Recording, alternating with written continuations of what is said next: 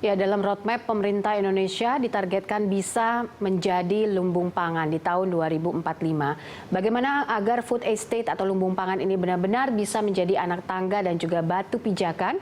Untuk mewujudkan mimpi ini, kita akan membahasnya bersama Guru Besar Institut Pertanian Bogor, ada Prof. Dwi Andreas Santosa, dan juga telah bergabung bersama kami secara telekonferensi, anggota Komisi 4 DPR, ada Pak Ono Surono. Saya sapa dulu, Prof. Dwi, terima kasih sudah hadir. Ya, terima kasih Mbak Popi. Iya, dan juga ada Pak Ono. Halo Pak Ono, terima kasih sudah hadir. Ya, terima kasih. Assalamualaikum warahmatullahi wabarakatuh. Waalaikumsalam warahmatullahi wabarakatuh. Mungkin sebelum saya ke Pak Ono, saya ke Prof. Dwi dulu untuk menanyakan soal ini sangat hangat sekali. Barusan saja kita juga menyaksikan bagaimana pernyataan dari Pak Jokowi dalam sebuah rapat atau konferensi pers yang ditayangkan tadi. Kabar gembira mungkin untuk lumbung pangan yang memang sudah ada mungkin sejak Orde Baru, gitu ya, sudah direncanakan begitu dan juga bisa menjadi batu pijakan untuk Indonesia. Anda melihatnya seperti apa konsepnya? Ya, saya terlibat Mbak sejak tahun 95. Pada saat itu saya sebagai anggota tim analisis risiko lingkungan untuk gambut sejuta hektar. Tahun 95, 96 kami sering ke sana. Bahkan tinggal di atas air juga di pohon, pernah juga. Dalam arti itu yang sudah sangat familiar lah di kami. Pada saat itu, waktu kami rapat dengan PU pada masa itu, kami sampaikan juga terkait dengan kelayakan wilayah tersebut sebagai pengembangan padi. Pada saat itu kan pengembangan padi. Karena apa? Pada saat itu digambarkan membuat saluran dari utara ke selatan, lalu kemudian diharapkan air mengalir dari utara ke selatan juga. Yang akan mencuci dan menyediakan air bagi wilayah setempat. Lalu kemudian kita tahu akhir ceritanya, kan ya? Akhir ceritanya apa? Di sana tersimpan potensi 56 juta meter kubik kayu lenyap. Pemerintah mengeluarkan dana 3 triliun pada saat itu. Muspro dana 3 triliun. Lalu kemudian tahun 99 Bappenas ingin merehabilitasi lagi seluruh wilayah tersebut. Keluar uang lagi 3 triliun. Dalam arti 6 triliun dan jauh lebih besar sebenarnya ada dana-dana lainnya juga. Itu akhirnya tidak ada bekasnya sama sekali. Sekarang ini tersisa beberapa ribu, ya ada lah mungkin di atas 10.000 transmigran masih ada. Tapi waktu saya ke sana baru saja minggu lalu kami ke sana lagi, ya sudah banyak transmigran yang kemudian meninggalkan lahannya. Itu cerita lumbung pangan 1 juta hektar. Kalau kemudian pada masa SBY itu ada 2 lumbung pangan. Satu di Ketapang, luasnya 100.000 hektar. Kan? Lalu di Bulungan, luasnya 300.000 hektar. Tidak ada cerita dan sisanya juga, kan? Hanya ada tersisa beberapa belas hektar yang kemudian layak untuk ditanami. Saat itu kemana, Prof? Kenapa ceritanya tidak ada? Itulah. Ini dalam arti gini, ini saya lanjutkan dulu. Karena apa? Kemudian pada awal pemerintahan Pak Jokowi dikembangkan juga di Merauke, luasnya 1,2 juta hektar. Dan juga tidak ada ceritanya sampai saat ini. Dalam arti nampaknya kita tidak belajar terhadap apa yang ada, apa yang sudah terjadi. Sehingga apapun yang dilakukan as usual, sebagaimana apa yang sudah dilakukan sebelumnya, maka hasilnya sudah pasti gagal. Itu. Nah, sekarang kita melihat yang sekarang ini. Ya, harapan semua rakyat Indonesia semoga saja sukses. Kan harapannya itu kan ya. Itu harapan kita bersama. Karena memang pangan ini menduduki posisi kunci saat ini dan kita mengalami betul potensi krisis pangan di masa depan kita akan alami. Itu pasti. Iya. Ya. Jadi persiapannya dari sejak sekarang food estate ini harus tetap berjalan. Gini, kalau berdasarkan data ya Mbak ya, data produksi padi kita, karena kan pangan pokok kita padi ya, itu antara tahun 2001 sampai 2020 ini perkiraan saya produksi padi nasional kita akan turun 4,7%. Dalam arti apa? Selama 4 tahun berturut-turut ini, sejak tahun 2017, 18, 19, 20 ini produksi padi kita turun terus. Dan posisi tahun 2020 ini tingkat produksi padi nasional gini hampir sama dengan 19 tahun yang lalu. Bisa dibayangkan hampir sama dengan tahun 2001. Bisa dibayangkan betapa kita akan memasuki proses yang ke depan akan semakin sulit. Karena apa? Di sisi lain impor kita terus melonjak. impor pangan 8 komoditas saja tahun 2018 sudah mencapai 27,1 juta ton.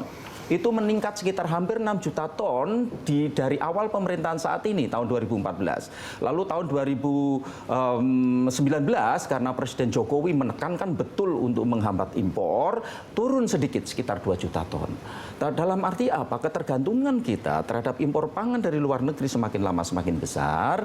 Lalu peningkatan produksi kita selama hampir 20 tahun terakhir ini praktis tidak bergerak.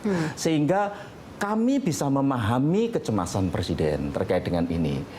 Untuk itu Presiden memerintahkan berbagai kementerian di kita ini untuk bergerak bersama-sama membangun, mensukseskan program ketahanan pangan kita, ataupun cita-citanya lumbung pangan ya. Oke lah, namanya juga cita-cita. Baik, oke. Ini kalau bicara soal cita-cita, mungkin fungsi pengawasan juga memang harus diperhatikan ya. Betul. Kita harus tanya ke DPR juga. Pak Ono, terkait dengan food estate atau lumbung pangan ini seperti apa DPR melihatnya? Karena kalau saya dengar cerita Prof. Dwi tadi, dari tahun 95 sampai sekarang, sampai zaman berganti presiden ini nggak ada bekasnya. Jangan sampai cita-cita ini hanya jadi 0% aja nanti. Ini gimana DPR melihatnya? Ya, yang pertama yang disampaikan Prof. Dwi tadi ya, yang paling penting adalah belajar dari pengalaman. Zaman Orde Baru, zaman reformasi, Pak SBY, ya, Pak Jokowi, tadi disampaikan tidak ada bekas. Berarti kan pada saat bicara konsep lumbung pangan, bicara konsep food estate, istilah saat ini berarti kan harusnya terintegrasi. Semua sektor harus dilibatkan. Nah, dengan tidak adanya sisa, berarti kan terintegrasinya tidak bisa dicapai. Nah, yang kedua ini terkait dengan data. Saya dengan Prof. D itu selalu sama terkait dengan data zaman dulu ya. Kita selalu dibuai dengan data produksi yang wah gitu kan, tapi kenyataannya kita harus impor. Kalau saya sih merilis, Mbak, dari 2010 misalnya, ya kita punya produksi misalnya BPS itu 66,47 juta ton, dan itu terus naik, meningkat sampai dengan tahun 2017, ya 81,38 juta ton. Tapi pada saat 2018 ya kan langsung menurun tajam menjadi 56,54 juta ton, dan di 2019 menjadi 54,6 juta ton. Nah, target untuk 2021 misalnya ya Kementerian Pertanian melalui rapat kerja kemarin kita mempunyai target 58,5 juta ton. Nah, dalam arti apa? Pemerintah sudah mulai belajar terkait dengan data. Tidak memproyeksikan, tidak menargetkan data produksi padi, gabah kering giling yang wah, tapi memang sudah mengarah kepada data yang benar. Nah, sehingga tentunya ini menjadi permulaan yang sangat baik. Nah, yang kedua, ya terjadi konversi lahan pertanian khususnya di Pulau Jawa yang sangat tinggi sekali. Data yang saya dapat itu per tahun bisa 100.000 hektar. Alih fungsi lahan pertanian menjadi industri, perumahan, dan yang lainnya. Nah, sehingga food estate ini menjadi jalan keluar menurut saya. Tapi dengan satu catatan, kita belajar dari pengalaman, Mbak.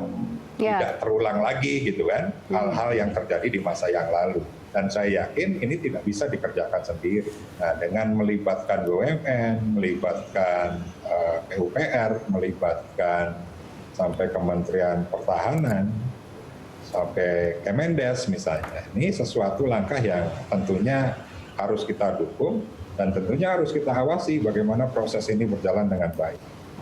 Baik, oke. Kalau kita bicara soal integrasi, tadi kan kementerian harusnya berintegrasi. Salah satunya mungkin ya pertanian, kemudian PUPR, BUMN, dan ini yang menarik soal pertahanan dan keamanan. Dan kita tahu bahwa yang ditugaskan oleh Pak Jokowi saat ini yang menjadi ketuanya adalah Pak Prabowo. Ini apakah apakah ini kita tahu dulu ketika misalnya awal beliau bergabung untuk menjadi bagian dari pemerintah, sempat juga mengajukan konsep tentang pertanian ini. Ya. Apakah ini menurut Anda adalah bagian dari deal konsep politik atau bagaimana? Itu Mas Ono saja lah nanti yang jawab. Saya hanya menjawab gini aja. Mohon Mas nanti dijawab Mas. Gini, dalam arti apapun ya, apapun itu marilah sekarang kita bikin polisi, science based policy, kebijakan yang berlandaskan data-data empiris, kebijakan yang berdasarkan hal-hal yang ilmiah, kan? Untuk beberapa hal tertentu, saya misalnya agak kecewa misalnya kan, kok sesuatu yang sangat penting, sangat besar ini ditangani oleh orang yang bukan bidangnya, kan itu kan orang yang. Tapi kan Prof. Maaf saya potong sedikit, beliau kan juga merupakan bagian dari HKTI kan, Himpunan Kerukunan Tani, betul nggak sih? Atau bagian dari ABRI misalnya, zaman dulu kan ABRI cukup merevitalisasi persawahan atau apa, mungkin apakah itu yang menjadi pertimbangan? Saya tidak menyebut secara langsung mengenai Pak Prabowo. Tapi dalam konsep pertanian kita yang kami amati sementara ini, banyak pemegang-pemegang kebijakan di pertanian Indonesia ini yang melupakan yang disebut sebagai science based policy. Yang pengalamannya terkait dengan pembangunan pertanian juga ya boleh jadi tidak sesuai dengan apa yang diharapkan Presiden. Dan ini kentara kan, di dalam beberapa tahun terakhir ini kan kentara terkait dengan itu. Dalam arti banyak isu-isu krusial terkait dengan itu. Sudah barang tentu, ini sebenarnya tantangan kita bersama, sudah barang tentu. Lalu apakah ada yang tadi dinyatakan Mbak Popi ya, bukan ranah saya untuk menilai itu. Kalau berdasarkan pengalaman Prof. Dwi dari tahun 95, apakah memang dulu mungkin Menteri Pertahanan dan Keamanan yang menjadi ketua dari integrasi itu? Atau ada Kementerian Pertanian yang mengelit begitu? Pas saat itu justru sekitar jauh lebih banyak ya kementerian yang terlibat. Kalau tidak salah sekitar 10 kementerian yang terlibat pada masa Pak Harto. Dan kita tahu hasilnya kan ya. Lalu kemudian di masa SBY juga hal yang sama. Kalau di masa Pak Jokowi di awal pemerintahan beliau di Merauke memang banyak yang terlibat Kementerian Pertanian. Saya dikontak juga pada saat itu oleh Menteri Pertanian untuk membantu di sana. Saya sampaikan ada beberapa hal yang perlu kita betul-betul dalami terkait dengan proyek-proyek yang seperti ini. Kalau proyek-proyek yang seperti itu dilakukan as usual, sebagaimana yang kita lakukan tahun-tahun sebelumnya, maka jawabannya sudah pasti, Mbak. Seperti tadi saya sampaikan, pasti gagal. Yakinlah, pasti gagal. Tidak terkecuali yang sekarang ini dilakukan. Nah, untuk itu sekarang ini saya mendampingi, terus terang saya mendampingi beberapa teman di pemerintahan, di BUMN, untuk mencoba mengawal supaya proyek ini berjalan sesuai dengan kaidah-kaidah ilmiah yang ada. Supaya proyek ini ada sisi keberhasilan nanti ke depan. Itu kami mendampingi terkait dengan ini. Sehingga untuk itu minggu lalu saya ke sana juga, ke Kalteng. Dan mungkin dalam saat-saat ke depan saya juga harus ke sana lagi, dalam satu tim kami ke sana. Dalam arti kami ingin lihat sebenarnya perasaan kami, nuansa batin kami itu samalah. Saya kira nuansa batinnya Pak Presiden ataupun yang lain. Ingin melihat proyek-proyek yang seperti ini itu betul-betul sukses. Bukan gagal dan gagal lagi. Nah, jadi itu saya kira yang penting. Baik.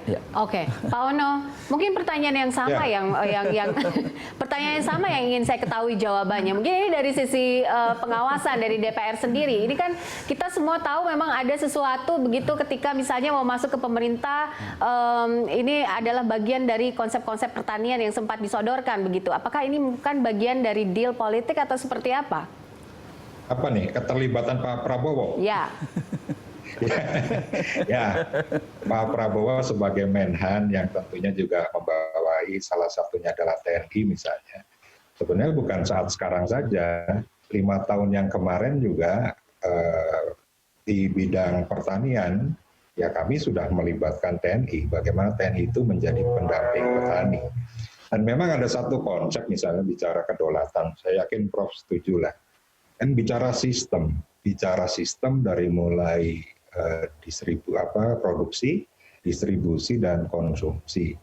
Nah, tentunya di era sekarang dengan demokrasi yang mungkin orang bebas menyuarakan apapun, mengambil sikap apapun, perlu ada satu langkah langkah yang ya mungkin itu bisa aparat TNI yang strukturnya sampai ke tingkat bawah, sampai ke tingkat desa melalui Babinsa, untuk bisa memerankan sebagai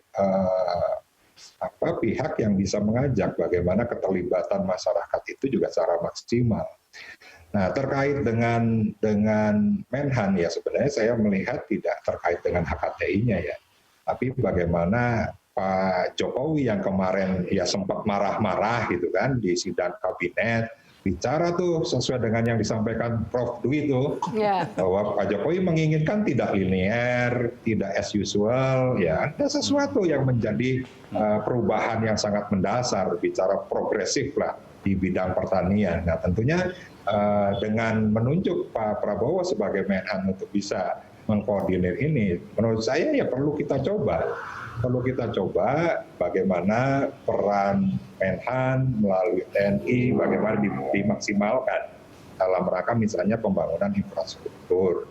Karena saya yakin TNI juga mempunyai suatu bidang khusus, misalnya mereka juga ahli di bidang infrastrukturnya. Yang kedua, bagaimana misalnya tadi SDM petani misalnya, kan tidak mudah juga membangun 165.000 lahan, terus ada konsepsi misalnya itu dikerjakan oleh petani yang mana?